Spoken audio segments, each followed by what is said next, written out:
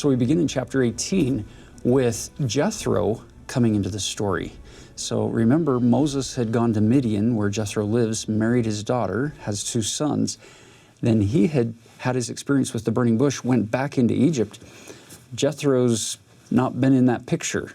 And so now we brought the children of Israel out, and Jethro comes to meet them, bringing with him Moses' wife and 2 sons, rather.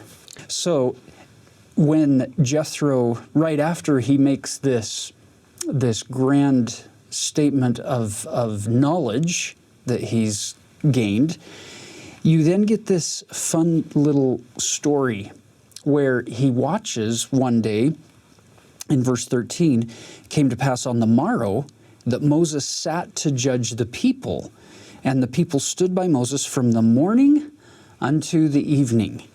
And when Moses' father-in-law saw all that he did to the people, he said, What is this thing that thou doest to the people? Why sittest thou thyself alone, and all the people stand by thee from morning unto evening? So Jethro's saying, you are creating this ultimate bottleneck, and all these people are standing in line, basically, to talk to you. What are you doing?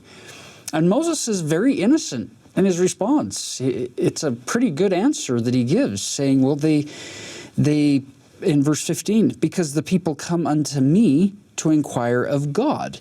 When they have a matter, they come unto me, and I judge between one and another, and I do make them know the statutes of God and his laws. Pretty good answer. But then Jethro, the father-in-law, has some really, really sage advice for Moses. Verse 17, he says, The thing that thou doest is not good. Thou wilt surely wear away, both thou and this people that is with thee, for this thing is too heavy for thee. And then he gives him this advice of providing, verse 21, out of all the people, able men, such as fear God, men of truth, hating covetousness, and place such over them to be rulers of thousands, and rulers of hundreds, rulers of 50s, and rulers of 10s. And these people can judge these matters. And then if there's a really difficult matter, it just keeps going to a higher judge until it ends up with you with the most difficult matters that would come before the people. Now, if we pause here and say, that's a fun little story, there are actually some pretty amazing lessons to be learned from Jethro and Moses in this scenario. For me, initially, one of the things that I love about this story is the fact that Moses didn't look at his father-in-law and say, time out. Who do you think you are? I'm the prophet. I've seen God. I've brought the children of Israel through the Red Sea on dry ground. I've had all these visions and manifestations. Why are you telling me what to do and how to run this operation out here? Not Moses. He's very meek. And I love that. I love that teachableness. I love that acknowledgement that, you know what? I don't have this all figured out. I was doing what I thought was best. But Jethro thanks for the counsel, thanks for the wisdom. Sometimes in our life, when you have somebody who can come from an outside position and observe certain things and just tell you what they noticed, that can be extremely valuable if we're meek and humble enough to say, yeah, I could learn from you and teach me. What have you observed? What have you learned? So one of the other lessons that I think is really insightful for us to gain from this little segment of the story is the reality that there are a variety of ways that people can learn and grow. Many, many years ago, Elder Neil A. Maxwell, he, in one of his talks speaking to seminary and institute teachers and CES employees, he shared this idea, and he called it the 4 E's of learning. He said, we traditionally learn one of 4 ways, and they all start with E in this context. He says, we can learn by exhortation, where somebody exhorts us to do something. He said we can learn by explanation.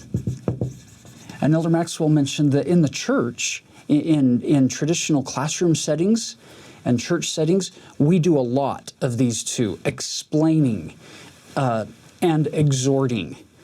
But then he said we could use a little more of this third E, where we teach by example, where people can learn from observation and watching both non and positive examples of what a principle looks like.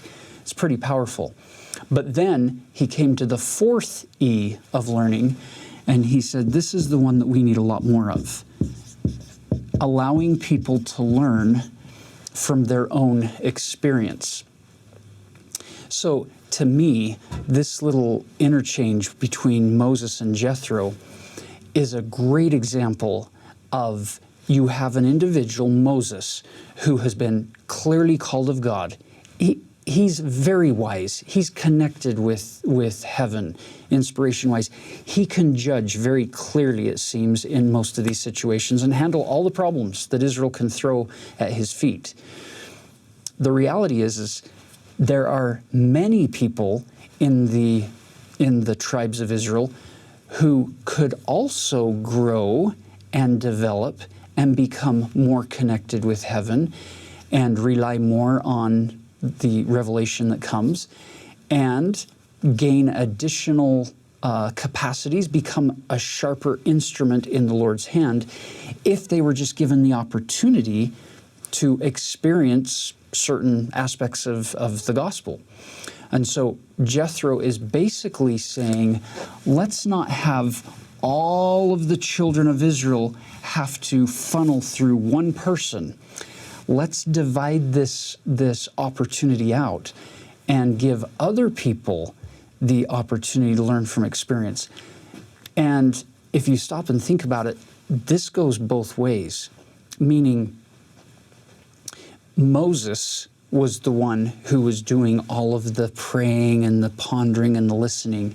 And now you're going to get a whole bunch of people who are given the opportunity to do that connecting, as well as more of the children of Israel will be able to get their questions and their concerns resolved because we're not bottlenecked by one person. And in the Church of Jesus Christ of Latter-day Saints today, don't you find it a beautiful pattern that we're following this?